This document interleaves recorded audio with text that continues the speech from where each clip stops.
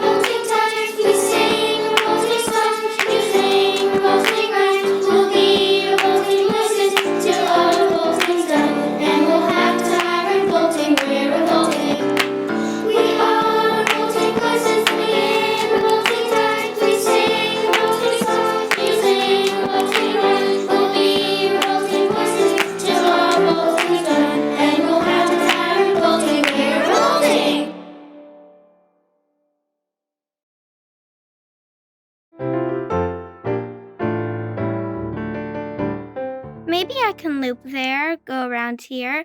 Oh, sorry. I was just thinking about where I should go for my sneak attack against the Hessians. I'm George Washington, and I was the general of the Continental Army and the first president of the United States. Oh, I forgot. I'm also on the dollar bill and the quarter. Before I dive deep into my battle stories, let me tell you about my life. I was born in 1732 into a big family in Virginia. I grew up with 8 siblings at a place called Mount Vernon. I lived to fish, ride horses, and hunt in the hills and mountains with my father. One day, I went to visit my half-brother Lawrence in London.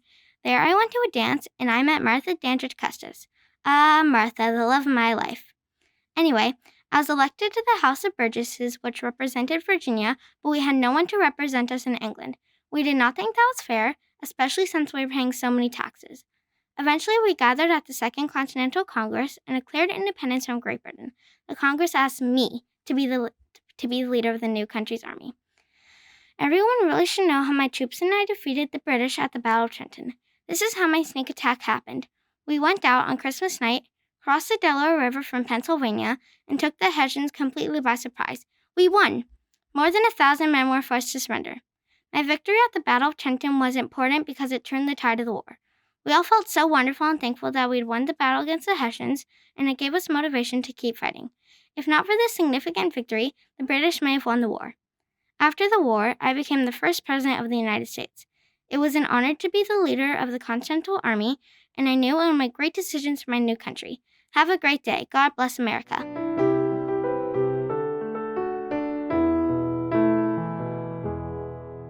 The British are burning Danbury! Did you get the message? Oh, sorry. I should have introduced myself. How rude of me! Well, my name is Sybil Luddington. Let me tell you the story of my midnight ride to warn the Minutemen about the British troops. Believe it or not, I'm a 6-year-old girl.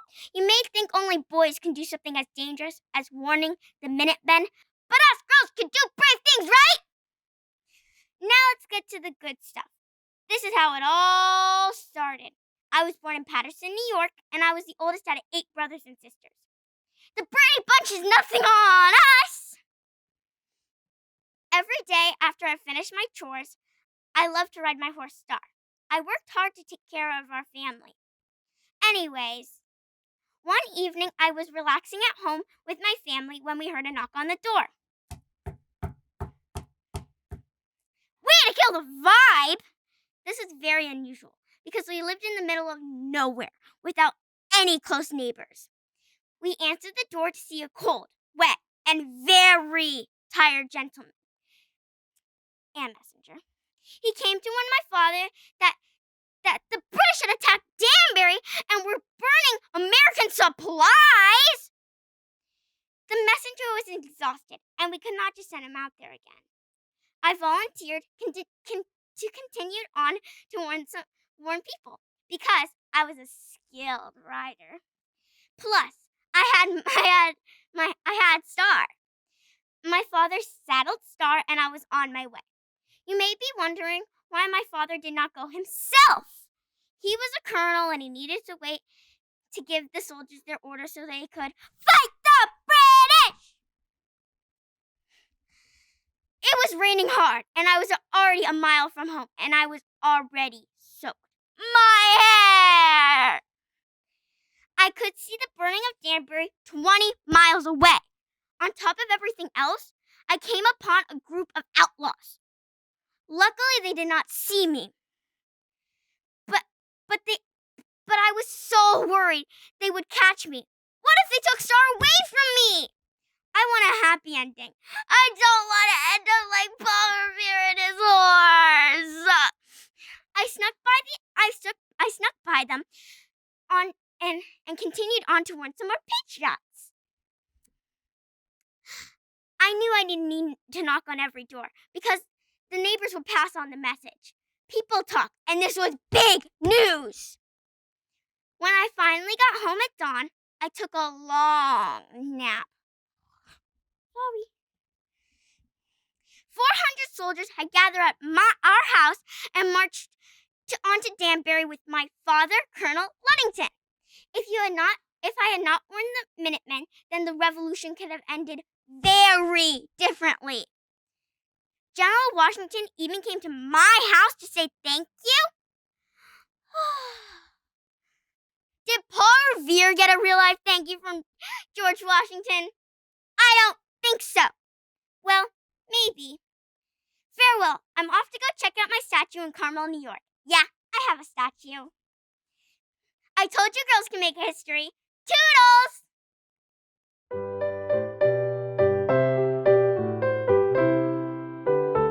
The question before the House is one awful moment to this country, for, oh my, I did not see you there. I was just writing my speech to the House of Burgesses to urge them to go into war against the British. Well, good morning, Patriots. I am Patrick Henry, the lawyer, orator, militia captain, and esteemed member of the House of Burgesses. A lot of jobs, am I right? Now, about that speech, let's go back to the beginning. I was born in 1736 in Virginia. I was a shopkeeper with my brother, but my heart told me I should be a lawyer. I wanted to go to the place where all the decisions are made. Finally, my voice would be heard. I had one of my favorite quotes from my speech around here. Let's see. Aha! I found it. I speak as one poor individual, but I speak the language of thousands. This means that I might just be one person, but I want to give a voice to many others. The rest of my life was pretty great, too. I had 11 children with my wife, Dorothea, and we lived on an estate called Red Hill. I was elected to the state legislature and attended the First Continental Congress in Philadelphia to represent Virginia. In 1775, I gave my famous speech in front of the legislature at St. John's Church in Richmond. I was so scared, but I would never buckle under pressure. In my speech, I said war was our only choice for freedom. The impact was big. It ended with a thundering close and stunned silence. Many people listened to the power of my words when I said what many others were too afraid to admit. When we finally went to war, I was a fearless militia leader. Ha, take that, George Washington. But back to my speech. My speech was important because it pushed us in the direction of independence. If I didn't say my part to the Virginia legislature, this war might have never happened. Now back to my writing. Where was I? I know not what course others may take, but as for me, give me liberty or give me death. Goodbye, Patriots. God bless America. Oh, hello there. I was just thinking about the time I met George Washington. He loved my poems. Allow me to introduce myself. I am Phyllis Wheatley. Let me tell you my story from the beginning. I just need to finish this poem. And done. When I was just a little girl, I was taken from my family in Africa by slave traders. I had to stay in a small pitch-black room in a ship with many other slaves being transported to the colonies. I was at sea for 10 weeks. When I arrived in Boston, it was summer of 1761. My new home was strange at the beginning. Everything looked and smelled unusual. I was purchased by a woman named Susanna Wheatley, who named me Phyllis after the boat that transported me to Boston. Now you know, I wasn't like most children when I was little. I learned how to read and write very quickly by studying and copying Bible passages and other books that Susanna Wheatley gave me. I also wrote many poems in my bedroom. One afternoon in 1765, Mr. and Mrs. Wheatley had visitors. I was listening to the guests tell the story of their horrifying voyage to Boston. Their ship almost sank, but they survived. I could picture their wonderful descriptions, and soon after, I wrote a poem about their journey. It was published in 1767 in the Newport Mercury newspaper. It was my first published poem, and I was only 14. Crazy, right? When the Stamp Act was passed, I started to think of the issue of freedom. The colonists were angry about the taxes they had to pay, and they were protesting in the streets. During the Boston Massacre, a former slave named Crispus Attucks was killed by one of the British soldiers. I also wrote a poem about him since he was the first black martyr of the Revolution. Can you believe I had to prove I wrote poems? I had to show a big group of men my drafts in the courthouse in Boston.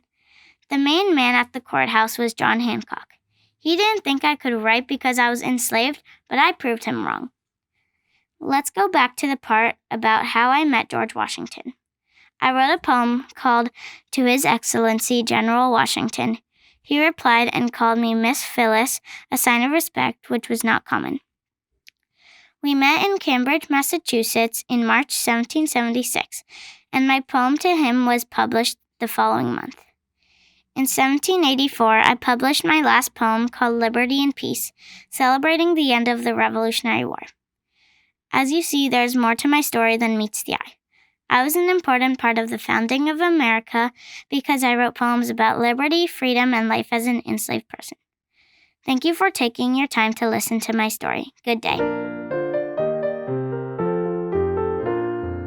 Kalimera, or good morning. Did you know what language I was speaking? I know Greek, French, English, German, and Italian. I was speaking Greek. Enough about how well educated I am. Let me introduce myself. I am Thomas Treverson.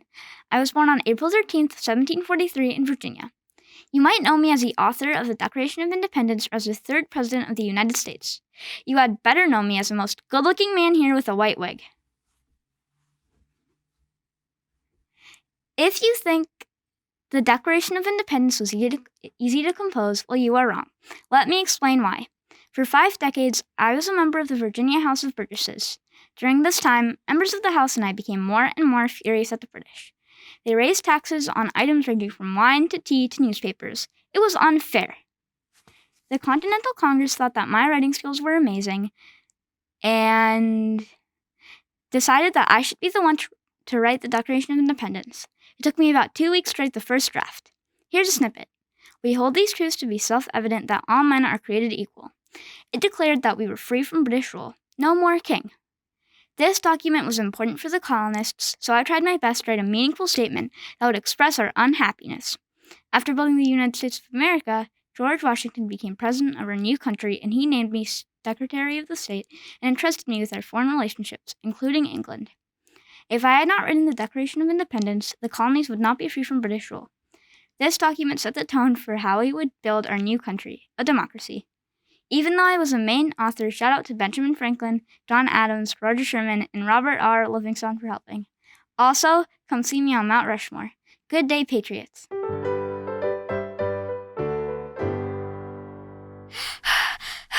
Greetings, everyone. So sorry, I am out of breath from running through the battlefield. I'm Mary Ludwig Hayes, but I'm better known as Molly Pitcher. Everyone tells me how brave and courageous I was because I ran through the battlefield to help the Continental soldiers. Let me tell you my experience. My life started happily when I married my first husband, William. He was kind and gentle with me. William joined the Continental Army to fight the British.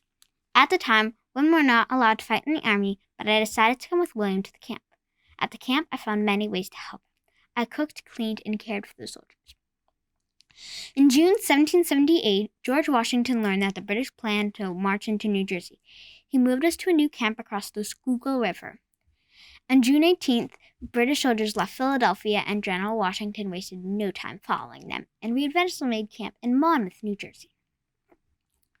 The rest of the women and I were at the edge of the camp one day watching the battle rage. I knew that William was at one of the cannons. The battlefield had reached a temperature of 96 degrees Fahrenheit. Phew! So hot. I was worried about William, and I needed to help. Despite the heat, I ran through the battlefield. Once I found William, I asked him if he was all right, and he said he was thirsty. I ran to the spring with the pitcher in my hand. I gave water to him and then started giving water to the other soldiers. So they called me Molly Pitcher. Molly, because if a man doesn't know a woman's name, he'll call her Molly. It's like Mr. Man. Then they called me Pitcher because I had a pitcher of water. When I was giving water to the other soldiers, I saw William fall to the ground. An officer said that I had to put the cannon behind their lines because there was no man to load the cannon. I said, "Who says a man must fire the cannons?" I decided to take his place and fire the cannon. First, I put the gunpowder in and then added the cannonball. I kept firing until the British retreated. Soon after the Battle of Monmouth, the war was over. After the war ended, William bought us a house to live in. We had our first and only child, John Hayes. But sadly, we were not happy for long. William died in 1787. I remarried, but it was not the same with my second husband. For my bravery in battle, George Washington gave me his thanks because I'd helped so many of his men. I did not do what people of my time expected of me. Instead, I did something people thought only men could do. Goodbye, everyone. I'm off to load some more cannons. Good day, Patriots. I'm James Lafayette. You might know me for spying for both the Patriots and the Loyalists during the Revolutionary War, but I was really on the Patriot side. Now here's a true story of how I became a double agent. After being enslaved by tobacco farmer William Armistead, I joined the war in 1781 on the side of the Patriots. I decided to fight for the Continental Army because they would grant me freedom for my service. I served under the Marquis de Lafayette, who was the general of the French troops. Not long after, I was sent to spy on the most well-known traitors in American history, Benedict Arnold. Arnold had started out fighting for the colonists, but he was secretly helping the British. After he was caught, he ran over to the British side and General Cornwallis. The Marquis de Lafayette disguised me as a runaway slave and sent me to Cornwallis and Arnold. I offered to guide the British soldiers and help them find food. I saw all their secret maps and plans, and I gave everything I learned to the Marquis de Lafayette. After spending some time with the British troops, they started to trust me and told me to spy on the Americans for them. I agreed, so I started spying on them. Before I knew it, I had become a double agent for the British and the Americans. I realized it was risky spying for both sides. If I got caught, it would be over for me. Luckily, that did not happen. When the war ended in 1783 with American victory, I did not receive my freedom as I was promised. After fighting, spying, and risking my life for 3 years, I was still enslaved. It wasn't fair. I did so much for the American cause. When the Marquis de Lafayette found out I was still enslaved, he was shocked and angry. He thought it was unfair as well. I helped the Americans beat the British. He gave me a handwritten letter, and the Virginia Assembly finally made me a free man. I took the last name Lafayette in his honor. Thank you, Patriots, for listening to my story. Farewell.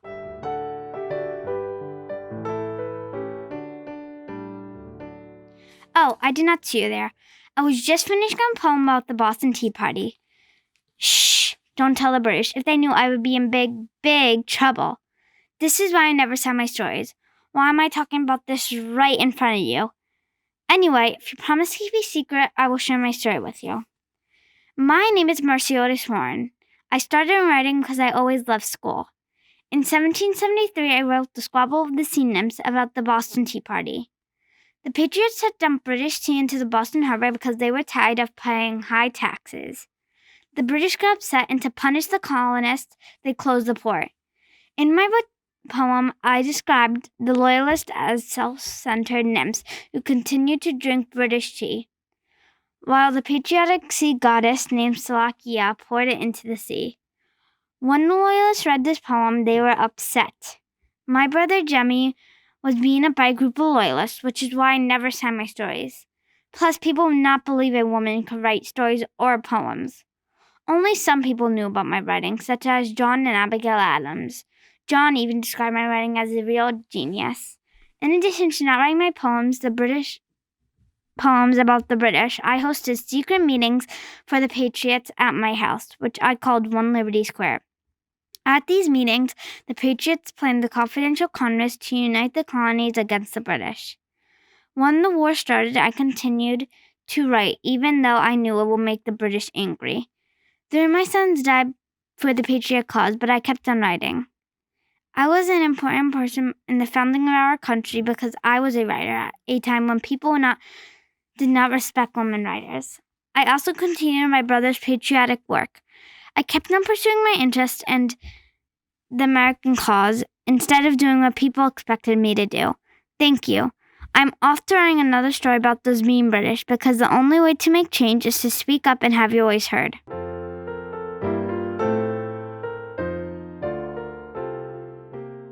Greetings, I'm James Forden. If you've never heard my name before, let me tell you a little bit about myself. I was a very successful businessman, and I used my standing work for the anti-slavery movement. At one point, I was the wealthiest man in Philadelphia. I was born on September 2nd, 1766, and died on March 4th, 1842. I was so influential that 3,000 people of different races attended my funeral. But let's not get into that. My parents were free African Americans, but my grandparents had been enslaved. In 1766, I heard the Declaration of Independence read aloud in Philadelphia. I was so excited to hear about freedom and equality for all men. Would you like to hear my story? This is how my journey began. Here we go. In 1781, I was a sailor on the Royal Louis, a ship that helped the Americans. My job was to deliver gunpowder to the cannons. This was the time I could be helpful. One day, we were being chased by a British ship called the Royal Amphion. The Amphion was bigger, and we lost the chase. I got traded to the Amphion, and I worried that I would never see home again. The captain ordered us onto the deck, and I was sure I was going to be traded.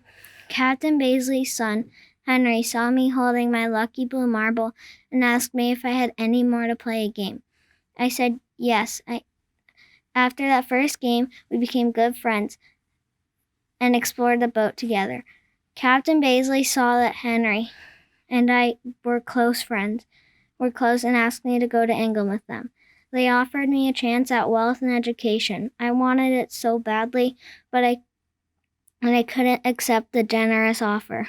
I kept on thinking about the Declaration of Independence and its promise of freedom. I could not give up on that dream. Even though I was tempted, I know that I ultimately made the right choice. I was traded to another boat called the Jersey, and I was eventually released. I walked all the way home from New York to Philadelphia. Life after my time at sea improved greatly. I founded the Liberator as a voice for the abolitionists who wanted to get rid of slavery and make America truly equally for all.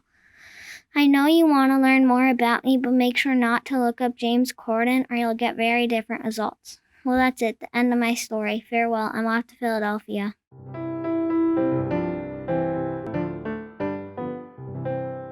Hello there. Do you want to hear the story of the American Revolution from the point of view of the Mohawk tribal nation? Well, then let me tell you my story. I am Chief Thai Andanega, also known as Joseph Brant from the Mohawk tribal nation. Let me give you all the details. I was born in present-day Ohio in 1742. When I was younger, I liked to play games, fish, and canoe. Growing up, I spent a great deal of time with a man named Sir William Johnson. Sir William Johnson was a superintendent of Indian affairs and often worked on matters between native people and settlers. I fought alongside him in the French and Indian War. I was well educated and knew how to read and write in English. I also studied the Bible and converted to Christianity like my mother and father. I was able to communicate with the Mohawk people and speak English. So I worked as a missionary and even translated part of the Bible into the Mohawk language. I planned to go to college in New York City, but fighting broke out between native groups and settlers, and Sir William Johnson was worried for my safety. Native people relied on my leadership when the colonists first started seizing our land. When the colonies declared independence, the Mohawks chose to side with the British, thinking they were going to help keep colonists off our land. Quite a few of the other tribal nations disagree with this idea. They wanted to protect our land without British help and stay neutral in the war. After my home was attacked by a local militia and General George Washington and the Continental Army, I led a raid against the town of Cherry Valley. I earned a reputation as a strong military leader. I continued to support the British through the American Revolution and off the battlefield as well. Despite my help, the British lost the war.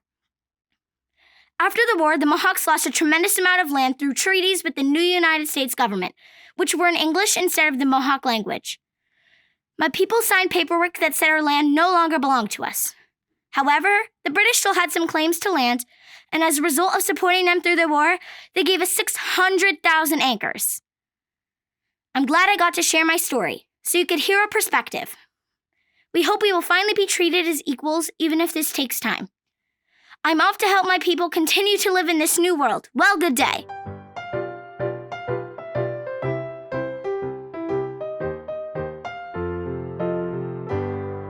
Greetings, friends, or should I say, friends. As you can tell by my wonderful clothing, yes, custom made, I am the handsome King George III. Now, you might know me as a tyrant or a bully, but really, I'm the opposite. I have come here to make your day by talking to you about what those traitors claim started the war. My taxes. They may seem unfair, but that's only half the story. I was using the taxes to pay for the colonist wars. But let me give you a little background. Here's what you should know about me. I was not husband or family material. Still, my wife Cheryl and I have 15 children. You know, living the dream. Now, before this gets too personal, let's cut to the good stuff. First things first, I drew the proclamation line of 1763 to protect the colonists from themselves. I could not waste any more of Britain's money after paying for the French and Indian War. So, after the war, I decided for the good of my subjects to stop the colonists from moving onto the Native Americans' lands. When the colonists got into skirmishes with the Native Americans, we had to spend money. A lot of people, I'm not pointing fingers, have been hard on me because of this decision. But if you're in my shoes, you would understand. If you really think about it, I am not in charge of Britain's money. Parliament is. So I have no say, well, some say in how we spend taxpayer money. I thought I was being reasonable to help Britain and to pay us back for the loss of money from your greediness. Drumroll, please. I give you the Sugar Act. This required you, insolent colonists, to pay taxes on molasses imported from the Caribbean. Question. Do you guys know what's worse than not getting credit for doing an amazing, king-like noble act? Well, I know. The correct answer is having people fight against it. I mean, the experience is traumatizing. But guess what? That is exactly what you colonists did with this band of rebels called the Sons of Liberty. Not. You might know them from that silly carnival act, the Boston Tea Party. Right after the Sugar Act, I tried to push the Stamp Act through Parliament. It was such a pain. Almost as hard as ignoring Otis and Adams' protest against the Sugar Act. Finally, we got the Stamp Act through, and that made the colonists pay for stamps on various paper documents. Now, my loyal subjects, here's where it got nasty. Patrick Henry nasty. He wrote this whole speech about how I was terrible. It was awful.